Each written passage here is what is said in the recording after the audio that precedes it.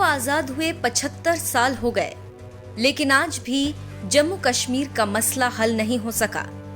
भारत के इस अभिन्न अंग के एक हिस्से पर पाकिस्तान आज भी कब्जा किए बैठा है, जिसे पूरी दुनिया पीओके यानी पाकिस्तान के कब्जे वाले कश्मीर के रूप में जानती है। आजादी के बाद तमाम रियासतों को सरदार वल्लभ भाई पटेल ने तो भारत में विलय करा लिया, लेकिन कश्मीर का विलय भारत में कराने की जिम्मेदारी देश के पहले प्रधानमंत्री पंडित जवाहरलाल नेहरू की थी। लेकिन अफसोस इस बात का है कि आज भी कश्मीर के एक हिस्से पर पाकिस्तान कब्जा जमाए बैठा है। यही वजह है कि आजादी के बाद से ही कश्मीर के मसले पर भारत में खूब राजनीति भी होती रही है। कुछ ही दिनों पहले गुजरात दौरे पर गए पीएम नरेंद्र मोदी ने कश्मीर के विलय को लेकर नेहरू के बारे में ऐसी बात बोल दी जिससे पूरी कांग्रेस बौखला गई और लगी नेहरू का बचाव करने। लेकिन जल्द ही कांग्रेस को नेहरू का बचाव करना भारी पड़ गया, क्योंकि मोदी सरकार के कानून मंत्री किरेन रिजिजू ने भी तथ्यों और सबूतों के दम पर कांग्रेस को मुंहतोड़ जवाब दिया।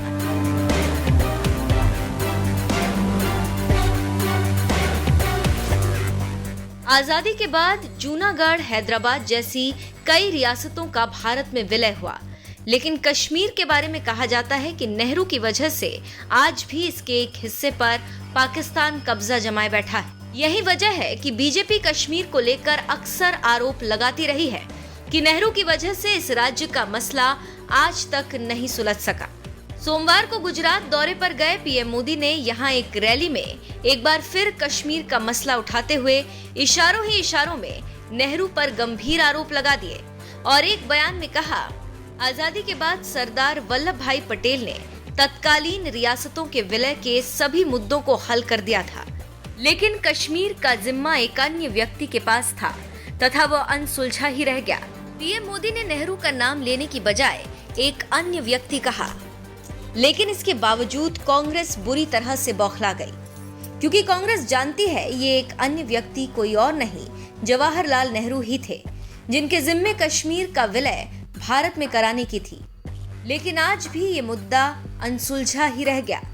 यही वजह है कि पीएम मोदी के आरोपों का जवाब देते हुए कांग्रेस महासचिव जयराम रमेश ने एक ट्वीट में कहा, प्रधानमंत्री ने एक बार फिर वास्तविक इतिहास को छुपाया है।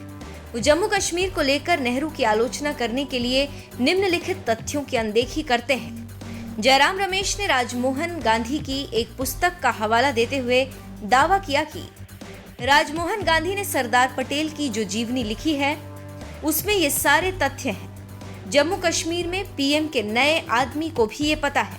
महाराजा हरि सिंह ने विलय पर रोक लगा दी थी। आजादी के सपने थे, लेकिन जब पाकिस्तान ने आक्रमण किया तो हरि सिंह ने भारत में विलय को मंजूरी दी। शेख अब्दुल्ला ने नेहरू के साथ मित्रता और गांधी के प्रति सम्मान के कारण पूरी तरह से भारत में विलय का समर्थन किया। जम्मू कश्मीर के पाकिस्तान में शामिल होने को लेकर सरदार पटेल 13 सितंबर 1947 तक सोच रहे थे कि अगर विलय होता है तो हो जाए, लेकिन जब जूनागढ़ के नवाब ने पाकिस्तान में विलय को मंजूरी दी तब उन्होंने अपना मन बदल लिया और तय किया कि जम्मू कश्मीर को भारत में ही रहना चाहिए। कांग्रेस महासचिव जयराम रमेश ने इन दावों के साथ पीएम मोदी पर कश्मीर के बारे में सच छुपाने और तथ्यों की अनदेखी का आरोप लगा दिया।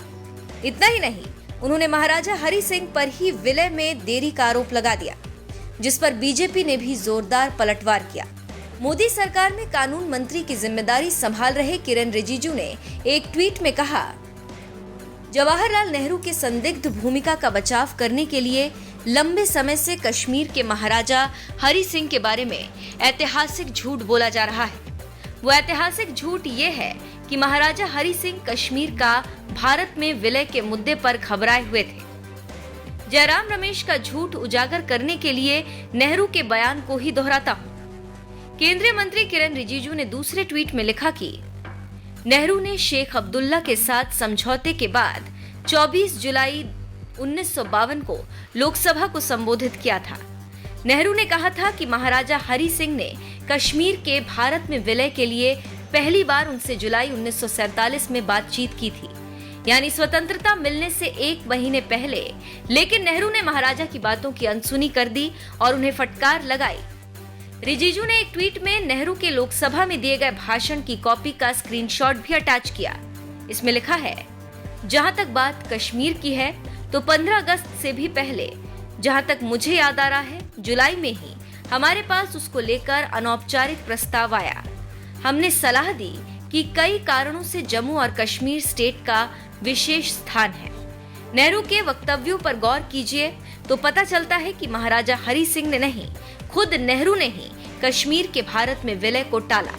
महाराजा ने दूसरे प्रिंसली स्टेट्स की तरह जुलाई 1947 में ही नेहरू से संपर्क किया था। सभी राज्यों के विलय पत्र स्वीकार कर लिए गए, लेकिन कश्मीर का प्रस्ताव खारिज कर दिया गया।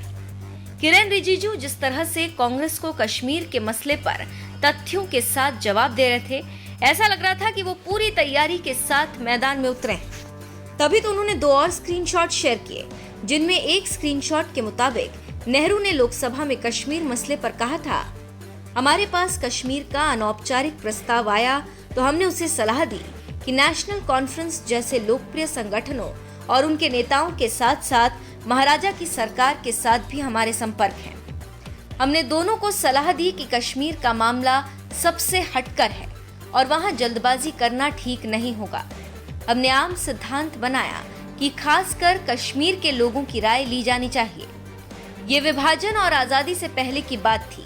हमने स्पष्ट कर दिया था कि महाराजा और उनकी सरकार ने अगर भारत में विलय की इच्छा जताई होती तो भी हम उनसे कुछ और चाहते, वो ये कि ये कदम उठाने से पहले वहां के लोगों की राय ली जाए।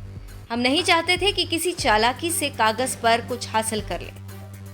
किरेन रिजिजू की ओर से शेयर किए गए दूसरे स्क्रीनशॉट में लिखा है, इसीलिए हमने जुलाई 1947 में स्पष्ट कर दिया कि जम्मू और कश्मीर पर कोई कदम उठाने में जल्दबाजी नहीं की जाए। हालांकि वहां के कई नेता व्यक्तिगत रूप से विलय चाहते थे, लेकिन उन्हें आप लोगों का मिजाज भी पता था। इसीलिए उन्होंने कहा कि लोगों की तरफ से ही पहल होनी चाहिए, न कि महाराज की सरकार की तरफ से, तभी कोई फैसला टिकाऊ होगा। हमने उनकी बात पूरी तरह स्वीकार कर लिया। इसलिए हमने महाराजा की सरकार और लोकप्रिय नेताओं को संदेश दिया कि विलय के लिए जल्दबाजी नहीं की जाए। इसके लिए तब तक इंतजार किया जाना चाहिए जब तक कि लोगों की मंशा जानने का कोई तरीका नहीं निकाल लिया जाए। कश्मीर मसले पर इन तमाम तथ्यों को रखने के साथ ही केंद्रीय मंत्री किरेन रिजिजू ने अपने 5वें ट्वीट में नेहरू के बयानों से जुड़े 3 बिंदु निकाले और कहा, महाराजा जुलाई 1947 में ही भारत में कश्मीर का विलय करना चाहते थे। नेहरू ने ही हरि सिंह का आग्रह ठुकरा दिया था। नेहरू ने कश्मीर के लिए कुछ विशेष सोच रखा था और वो विलय से भी ज्यादा कुछ चाहते थे। इसके बाद किरेन रिजिजू ने नेहरू का बचाव कर रहे कांग्रेस नेता जयराम रमेश से पूछा, उन्होंने क्या खास सोच रखा था? वोट बैंक की राजनीति। नेहरू ने कश्मीर को अकेला अपवाद क्यों बनाया, जबकि महाराजा भारत में विलय चाहते थे? फिर भी नेहरू बहुत कुछ और भी चाह रहे थे। वो बहुत कुछ ज्यादा क्या था? सच्चाई यह है कि भारत आज भी नेहरू की गलत नीतियों की कीमत चुका रहा है। कश्मीर के विलय को लेकर अक्सर बीजेपी और कांग्रेस के बीच इसी तरह से आरोप प्रत्यारोप का दौर चलता रहा है, लेकिन इस बार किरेन रिजिजू ने पूरे तथ्यों के साथ बता दिया कि नेहरू की वजह से ही कश्मीर के भारत में विलय होने में देरी हुई।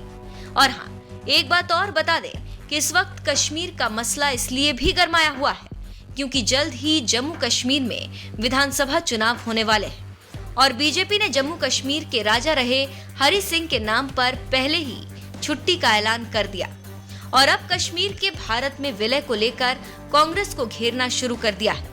इतना ही नहीं, कश्मीर से अनुच्छेद 370 हटाए जाने के अपने फैसले को लेकर भी जनता के बीच जा रही है, जिससे कश्मीर में बीजेपी के लिए माहौल बनाया जा सके।